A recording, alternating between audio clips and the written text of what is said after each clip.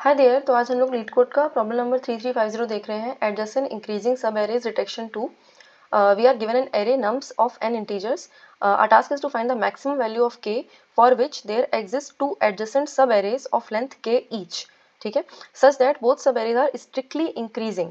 तो यहाँ पे एक एक करके चीज़ देख लेते हैं। पहले तो देख लेते हैं स्ट्रिक्टली इंक्रीजिंग का मतलब क्या है। तो स्ट्रिक्टली इंक्रीजिंग मतलब कि एरे हमारी जो हमारा एरे के एलिमेंट्स है वो इंक्रीजिंग ऑर्डर में होंगे और इक्वल नहीं होंगे। ठीक है, स्ट्रिक्टली जो सेकंड एलिमेंट है वो फर्स्ट एलिमेंट से स्ट्रिक्टली इंक्रीजिंग ऑर्डर में होना चाहिए। ठीक है, this is a strictly increasing array, this is also strictly increasing array, क्योंकि यहाँ पे भी हम लोग देख रहे हैं 2 4 5 9 सारे जो नेक्स्ट एलिमेंट है वो प्रीवियस एलिमेंट से बड़ा है। ठीक है, दैट इज व्हाट मैटर्स। ठीक है, और अगर हम ये देखें ये वाली एरे भी हमारी स्ट्रिक्टली इंक्रीजिंग है। ठीक है, तो this is what strictly increasing means. और एडजेसेंट एरे का मतलब क्या होता है कि हमारी जो दो सब एरेज हैं, जो दूसरी सब एरे है वो इमीडिएटली फर्स्ट एरे के बाद शुरू होनी चाहिए। जैसे इन्होंने यहाँ पे जो एग्जांपल दिया हुआ है इसमें 7 8 9 जो है इसके जस्ट बाद ये 2 3 4 शुरू हो रही है। ठीक है, और ये दोनों ही एरे स्ट्रिक्टली इंक्रीजिंग है और आपस में एडजेसेंट है। ठीक है, तो हमें अपने आंसर में एरे की लेंथ को मैक्सिमाइज करना है, तो हमें मैक्सिमम लेंथ की सब एरेज फाइंड करनी है जो कि आपस में एडजेसेंट हो। ठीक है, तो ये वाले एग्जांपल में देखें तो यहाँ पे हमें 2 5 और 7 8 ये दोनों भी स्ट्रिक्टली इंक्रीजिंग सब एरेज है। ठीक है, लेकिन यहाँ पे जो एरेज की लेंथ है वो 2 आ रही है ना। और अगर हम 7 8 9 और 2 3 4 के केस में देखेंगे तो ये दोनों भी एडजेसेंट है और इस केस में जो हमारी लेंथ आ रही है वो 3 आ रही है। ठीक है, तो हमारा जो आंसर होगा वो 3 हो जाएगा, क्योंकि ये मैक्सिमम हम लोग अचीव कर सकते हैं विद दिस गिवन एरे। ठीक है, और अगर हम सेकंड एग्जांपल देखें तो इस एरे में this is a strictly increasing subarray. ठीक है, this is also strictly increasing सब एरे, लेकिन ये दोनों एरेज पहली बात तो आपस में एडजेसेंट नहीं है, तो हम लोग इनको आंसर में नहीं ले सकते हैं। तो अगर हम लोग देखें तो 1 2 इज अ सब array and 3 4 is also a सब एरे, और इनकी जो लेंथ है वो 2 है और ये दोनों आपस में एडजेसेंट भी है, तो ये हमारा आंसर हो जाएगा। ठीक है, these are two strictly increasing sub arrays adjacent to each other with maximum length we can achieve is 2. ठीक है, तो अब इसको देखते हैं कि सॉल्व कैसे करना है। तो basically we want three things. We want to get two adjacent arrays. These arrays should be strictly increasing and length of the sub arrays should be maximized. ठीक है, these three things we want. तो इसको solve कैसे करना है, तो हम लोग को ये देखना है कि उस पॉइंट तक आते आते कितनी मैक्सिमम लेंथ की सब एरे जो है वो हम लोग अचीव कर सकते हैं। ठीक है, लेंथ क्या अचीव कर सकते हैं, तो यहाँ पे 2 पे देखें अगर तो सिर्फ एक हमारा होगा एरे का साइज, और अगर हम 5 को भी इंक्लूड कर लेंगे तो यहाँ पे ये 2 लेंथ की सब एरे है, तो इस पॉइंट तक हमें आते आते ये 2 लेंथ की सब एरे मिल गई।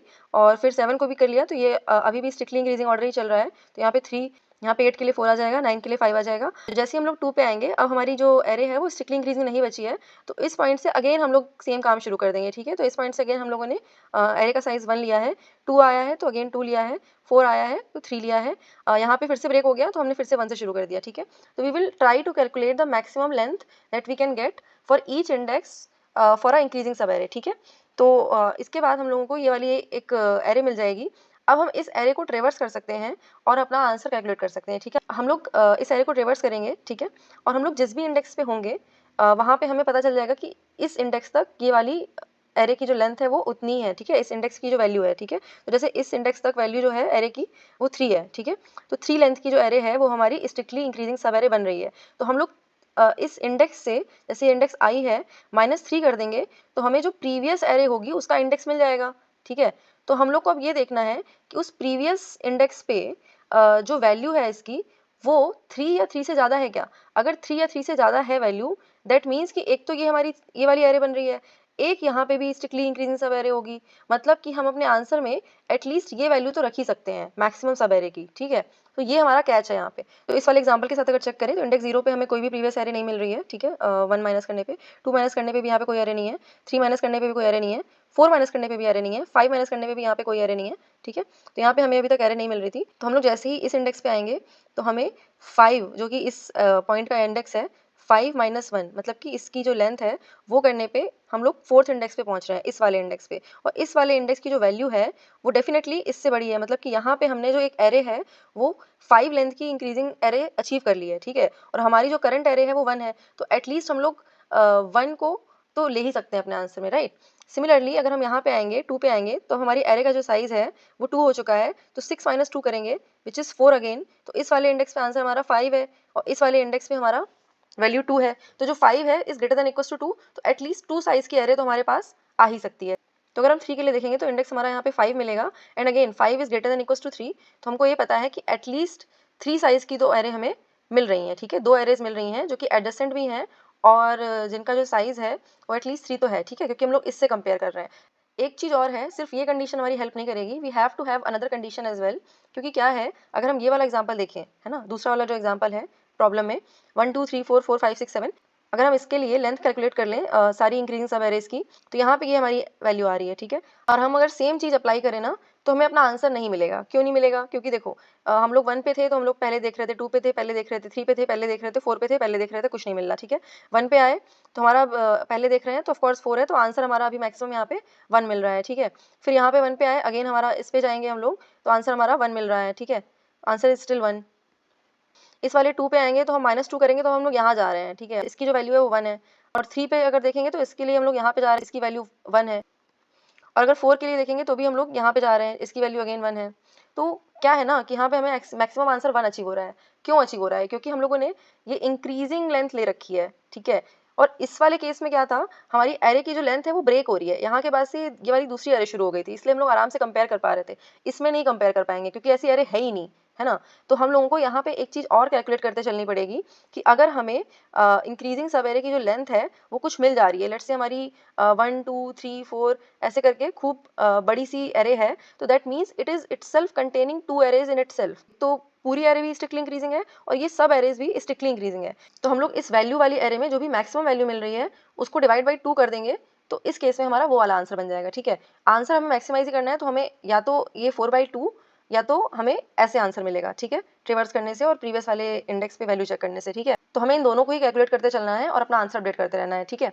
तो यहाँ पे कोड में ये देख लेते हैं। पहले तो हमने ये एरे का साइज निकाल लिया है गिवन एरे का, और मैक्स लेंथ हम स्टार्टिंग में ही 1 लेके चल रहे हैं क्योंकि हमको पता है कि एक जो इंडिविजुअल एलिमेंट होता है वो सब एरे इन इटसेल्फ है, और जो एलिमेंट्स होते हैं वो आपस में एक दूसरे के एडजेसेंट होते ही हैं। तो हमारी जो मैक्सिमम लेंथ होगी सब एरे की वो 1 हो सकती है। और एक यहाँ पे एक वैल्यू सब एरे ले ली है, this will hold the length of increasing सब एरे एट पर्टिकुलर इंडेक्स, ठीक है। और इसके बाद हम लोग अपनी एरे को ट्रेवर्स करेंगे जब तक हमारे इंडेक्स की वैल्यू लेस देन n है। एक चीज़ और, यहाँ पे हम लोगों को जो पहले वाले इंडेक्स पे वैल्यू है उसको 1 डिफ़ॉल्ट सेव करना पड़ेगा और हम इसी से अपना आंसर बिल्ड करेंगे। तो हम लोग क्या करेंगे अपने आंसर में, अगर हमारी जो करंट एलिमेंट है वो प्रीवियस एलिमेंट से बड़ा है, दैट मीन्स कि हम लोग एक इंक्रीजिंग सब एरे बना सकते हैं। इसके लिए हम लोग पहले वाले एलिमेंट में 1 ऐड करके एरे का साइज़ अपडेट कर देंगे, ठीक है। और उसके बाद हम लोग इंडेक्स को बढ़ा देंगे और ये हम लोग तब तक करते रहेंगे जब तक हमारा जो ये इंक्रीजिंग सब एरे वो मिल रही है। अगर ऐसा नहीं है तो we will get out of this loop और हम लोग यहाँ पे अब जो वैल्यू है, अब करंट इंडेक्स से हम फिर से 1 लेना शुरू कर देंगे वैल्यू, ठीक है। और इंडेक्स की वैल्यू बढ़ा देंगे फॉर नेक्स्ट इंडेक्स अपडेशन, ठीक है। और यहाँ पे एक चेक और लगाना पड़ेगा, अगर इंडेक्स की वैल्यू बाहर नहीं निकल जा रही है हमारे लिमिट से, then only we should do this, ठीक है। तो अभी हम लोग maximum valid increasing subarray की लेंथ कैलकुलेट कर रहे हैं। तो उसके लिए क्या करना है, तो हर एक इंडेक्स के लिए हम लोग प्रीवियस एडजेसेंट एरे जो हो सकती है उसकी वो वाला इंडेक्स निकालेंगे, ठीक है। तो इसके लिए जैसे वैल्यू आई का मतलब है कि यहाँ तक इतनी लेंथ हो चुकी है एरे की, ठीक है। तो हमारी ये वैल्यू एरे ये अगर है, तो अगर हम इतना साइज इस इंडेक्स से घटा देंगे तो हम लोग उस प्रीवियस इंडेक्स पे पहुंच जाएंगे, ठीक है। और हमें प्रीवियस इंडेक्स पे चेक करना है कि अगर प्रीवियस इंडेक्स की वैल्यू, जो पहली बात तो it should be greater than equals to 0, और जो प्रीवियस इंडेक्स पे वैल्यू है हमारी, this should be greater than equals to current value, है ना। मतलब करंट लेंथ जो है हमारी, जो हमने यहाँ पे निकाली है ना, अगर इससे हमारी जो प्रीवियस एरे की लेंथ है वो बड़ी भी है या बराबर भी है, दैट मीन्स हम लोग एटलीस्ट इस वाली एरे को अपने आंसर में कंसीडर कर सकते हैं, ठीक है।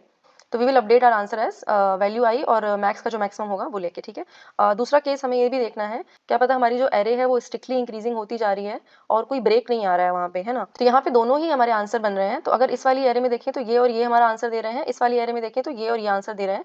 तो हमने इस वाले केस को इस इफ कंडीशन के अंदर हैंडल कर लिया है। लेकिन जो ये वाला केस है, इसको हैंडल करने के लिए what we will do is, हम लोग अपनी मैक्सिमम वैल्यू को अपडेट करते चलेंगे मैक्सिमम से, और जो हमारी एरे की जो लेंथ है यहाँ तक, है ना, that is value I divide by 2, ठीक है। तो इतनी हमारी मैक्सिमम वैल्यू हो सकती है सब एरे की, ठीक है। At the end we will return this max value. Let's try to submit this. तो यहाँ पे एक्चुअली ब्रूट फोर्स सोल्यूशन काम नहीं करेगा क्योंकि जो हमारे कंस्टेंट्स हैं वो थोड़े हाई दिए हुए हैं।